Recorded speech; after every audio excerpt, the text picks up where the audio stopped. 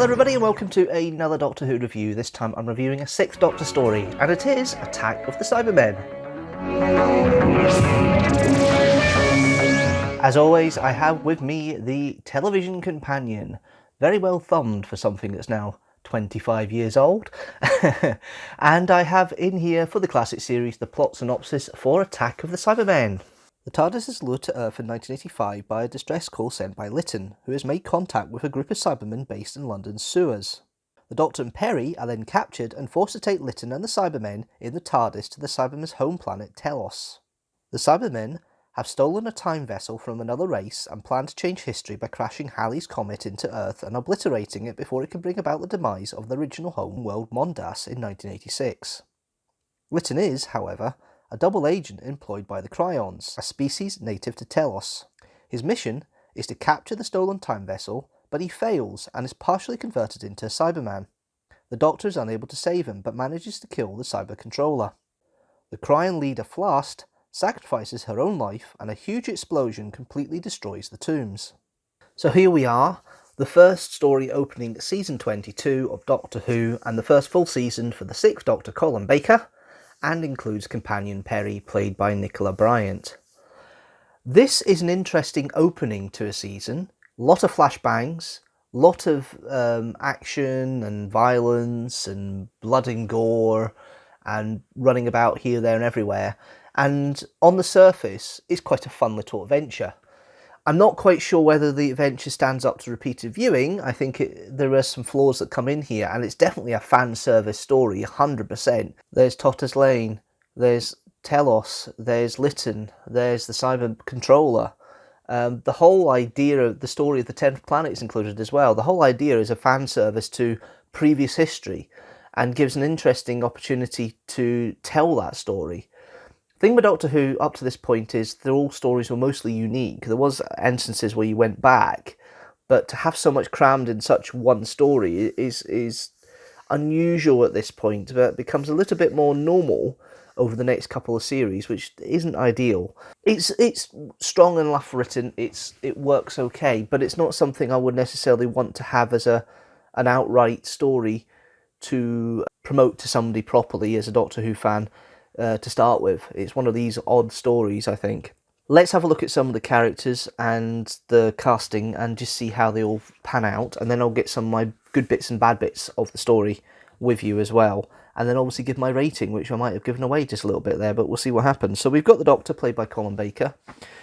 Even though the scripting in Colin Baker's era is a little bit suspect at times, Colin Baker plays every line the way it should be, and he's flawless in this. He is flawless in this. There's a nice couple of elements that come in here where we show some of the softer and more uncertain sides of the 6th Doctor, because the 6th Doctor has a brash exterior. There's a couple of instances where we see the softer side of the 6th Doctor. One of them is when they're in the tunnels with Peri and the Doctor in the sewers, trying to trace that distress signal they've picked up, and then the alien they think they found, and Peri, the Doctor's walking along, and Peri taps on the back, and he gets a fright. And I thought that's quite good.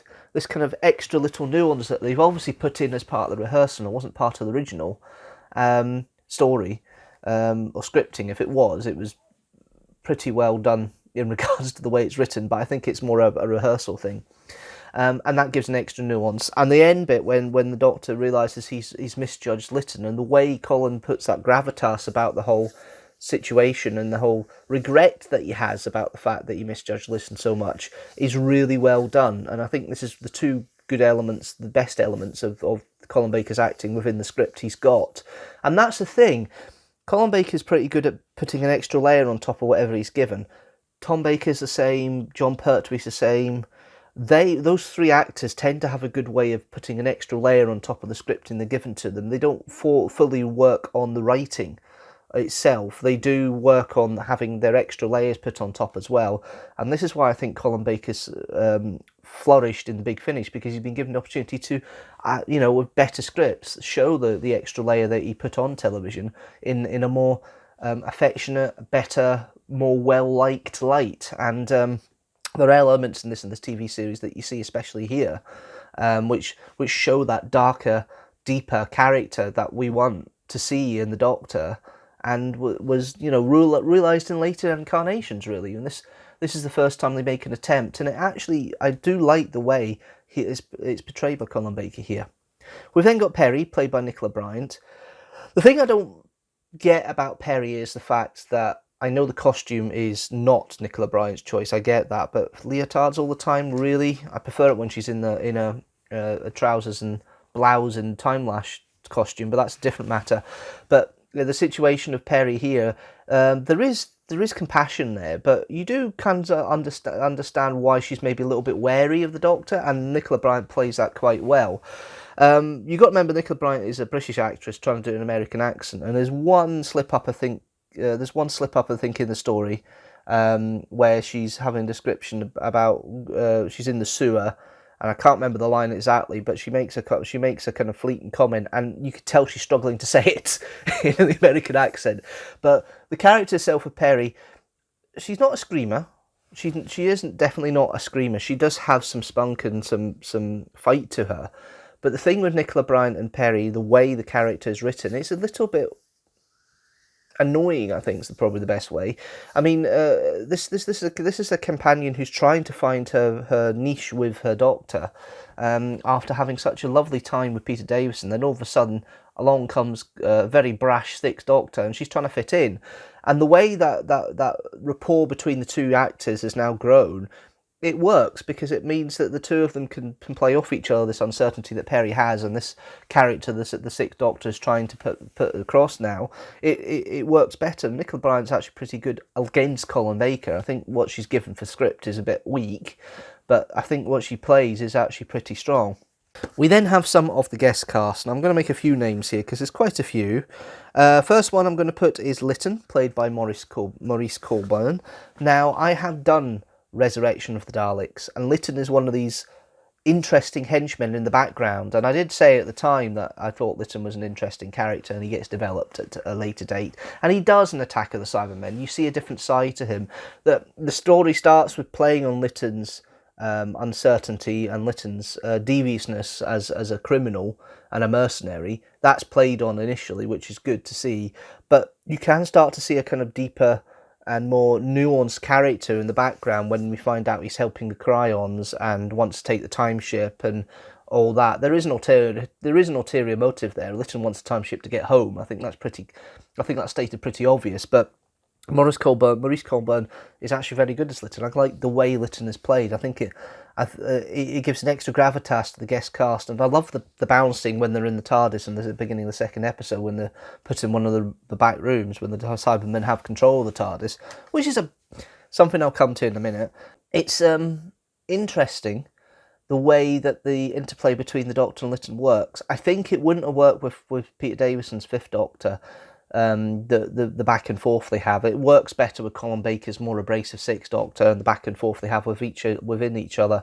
And the Doctor doesn't really trust Lytton most of the way through.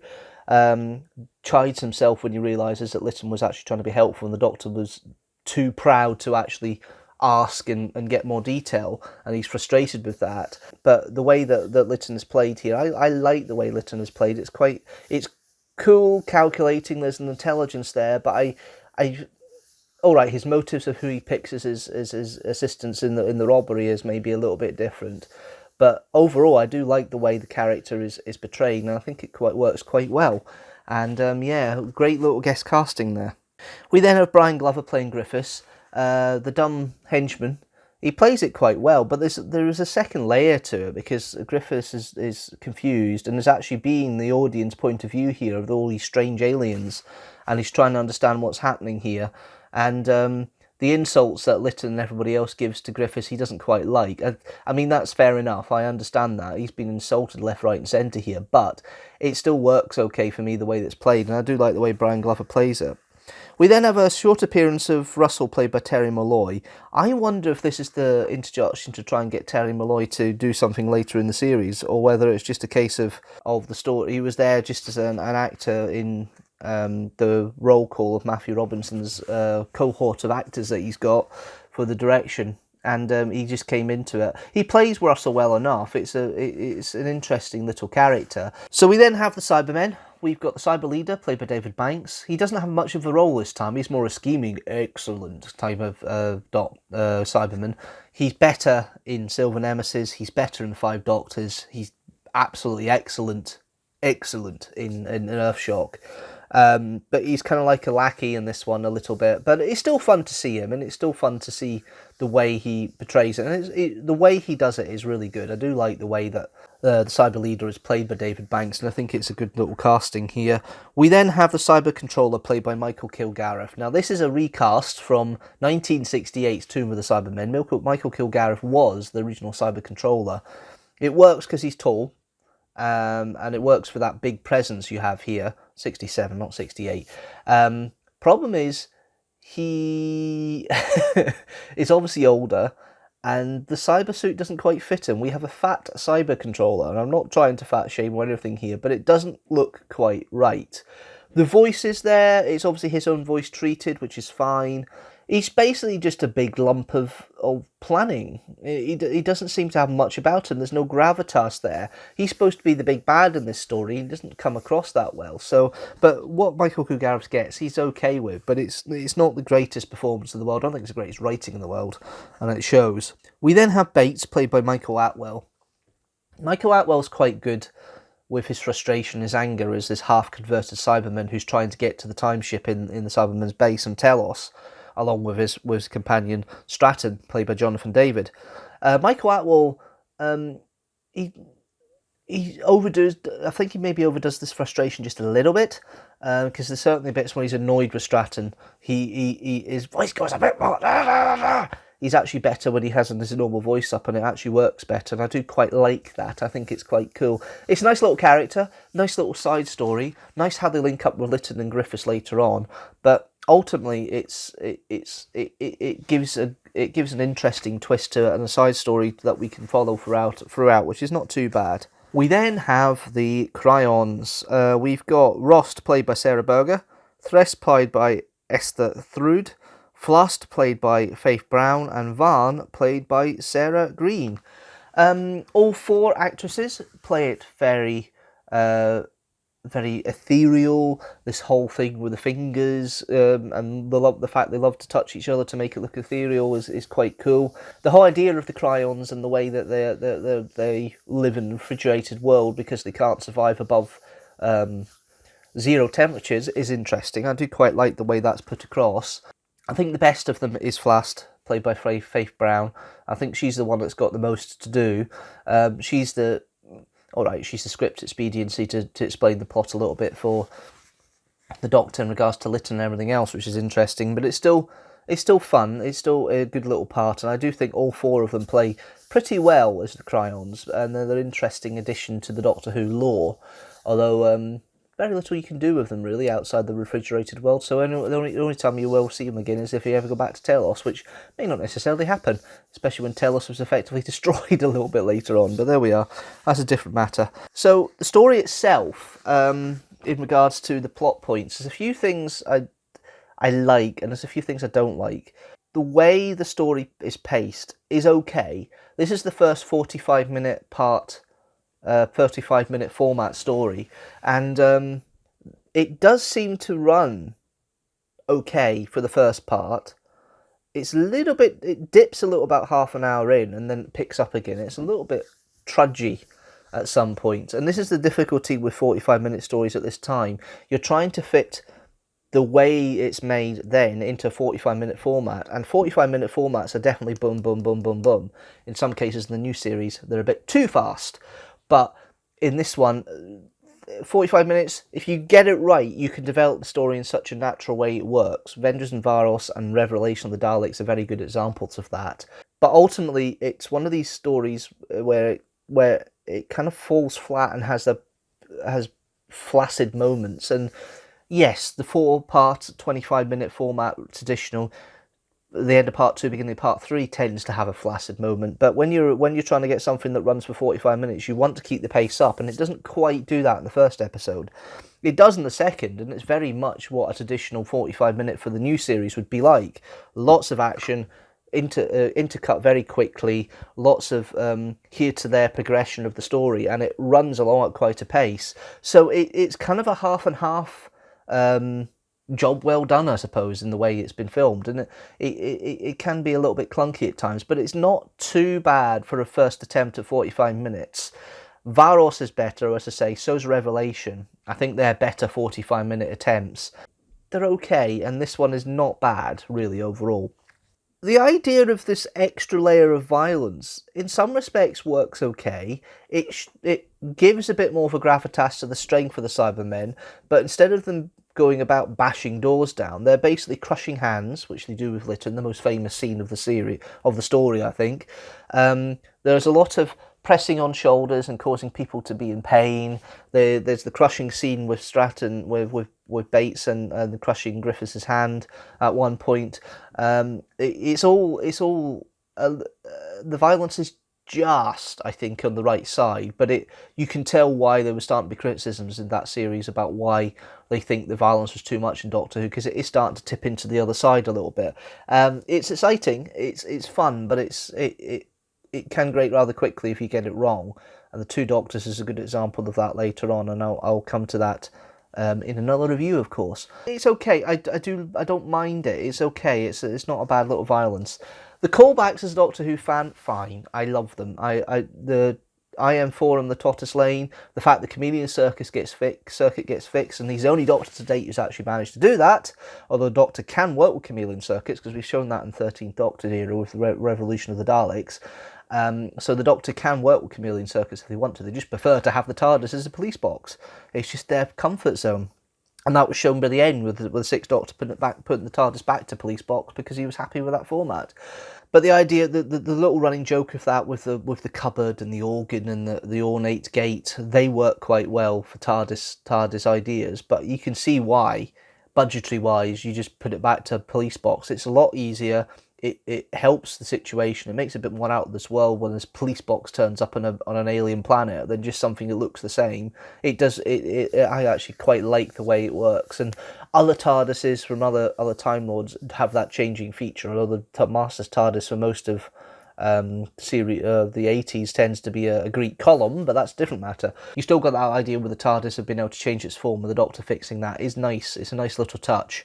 Cyber Controller's a nice touch. Tomb of the Cybermen references from Telos, and the fact there was a little bit deeper story there, the fact that the Cybermen actually took over the planet because of the Cryons and their refrigeration technology being second to none.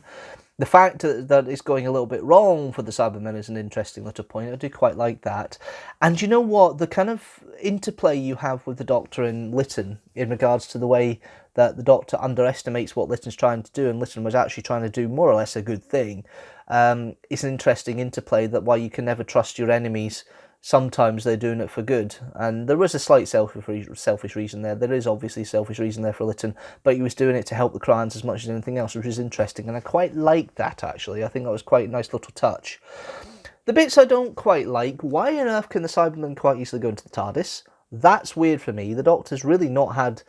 that doesn't seem right. The Cybermen, alright, they can't pilot the TARDIS, but they quite easily go into the TARDIS. They struggled to do that in Five Doctors. Now they can. No, it's a plot point that doesn't work for me. Peri in her costume. I'm so glad she goes into boiler suit when we get to Telos, because she'd be freezing her nuts off otherwise, literally. Yeah, and the whole fact that she's in high heels trying to run behind the Doctor, who's pacing up and down through West London at one point, or North London at one point when they're trying to find the signal. That kind of... This is where costume choices interfere with the conversation and what people do, and it doesn't quite work for me, that kind of direction a little bit.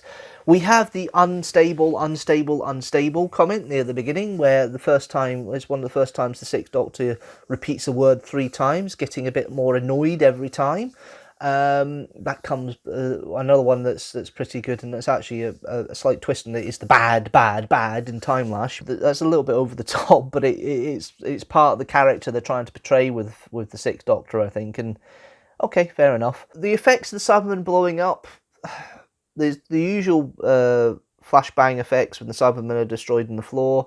The bit when Russell shoots the Cyberman in the head and the Cyberman head explodes not long afterwards when it's reaching after Russell is quite good. I do quite like the head knocking off elements you get twice when he takes off the Cyberman head and guts it to put it on Stratton so it looks like prisoner and escort to get to the time ship. That's an interesting little effect there. Overall, the effects overall work quite well. I think it's quite a nice little story in that respect. And then you've got the sewers, of course, when you're going through the sewers, and that interesting fact of the Cybermen going through the sewers when the invasion. So there's lots of elements of cyber lore here that comes in, which don't necessarily are needed, but they're good enough in their own right, I suppose. So then we have Paula Moore, which isn't a pseudonym for Eric Saywood and Ian Levine co-writing it. Paula Moore actually is a pseudonym for Paula Worsley, who was a writer that Eric Saywood got, and actually he had to heavily rewrite it, so that's why it became Paula Moore. But it wasn't an Eric Saywood idea initially. It was Paula Moore that wrote it.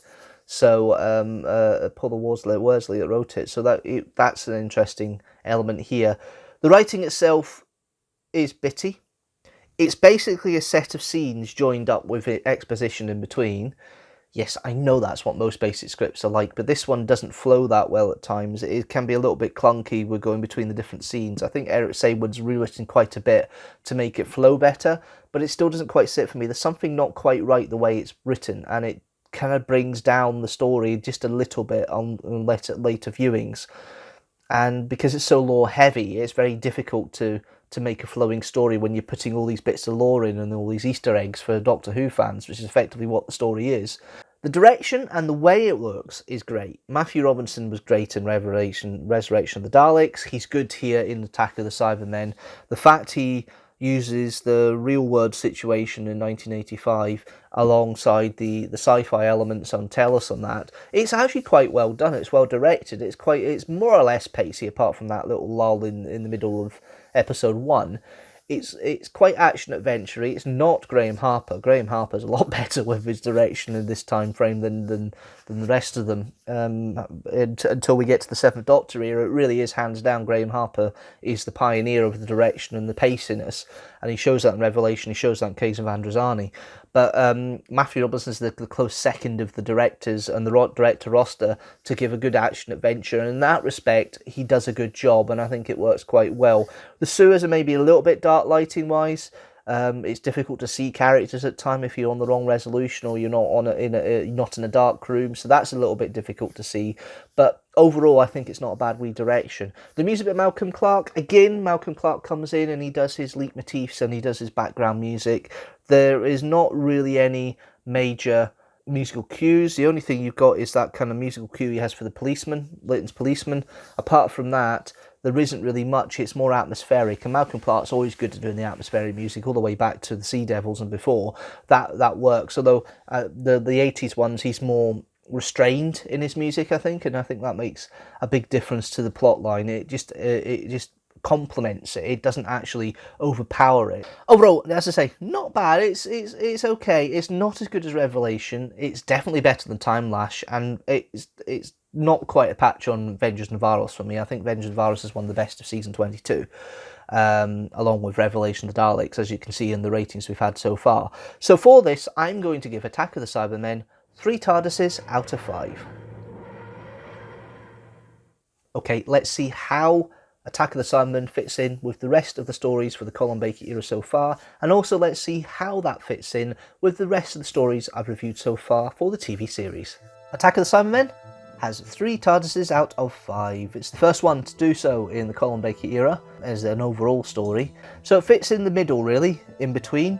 It's better than Time Lash on 2.5 TARDIS out of 5, but it's not as good as Revelation of the Daleks with 4 TARDIS out of 5. And the other 2 stories, The Trial of the Time Lord season and Vengeance Navaros, both have 3.5 TARDISes out of 5. Overall, there are still 2 stories at the bottom. Time Lash is one of them, with 2.5 TARDIS out of 5. The other one is Sleep No More, the Peter Capaldi story. And then at the top, we still got 6 stories with 4.5 TARDIS out of 5. They are The Happiness Patrol, Inferno, The Day of the Doctor, The Case of Androzani, The Tomb of the Cybermen, and Dalek. Thank you guys for watching as always. That's the review for Attack of the Cybermen. Tell me what you think about Attack of the Cybermen. Leave a comment down below. Do you like it? Leave a comment down below. Do you not like it? Leave a comment down below. And if you like this video, please like it and share it with the hashtag teamstructor, and hit that subscribe button and the notifications bell so you know when a new video comes out. General rule, new video every Sunday at 4 PM GMT, and I am back on Sunday at 4 PM GMT with Kidstructor number 50. Hee. That's going to be fun.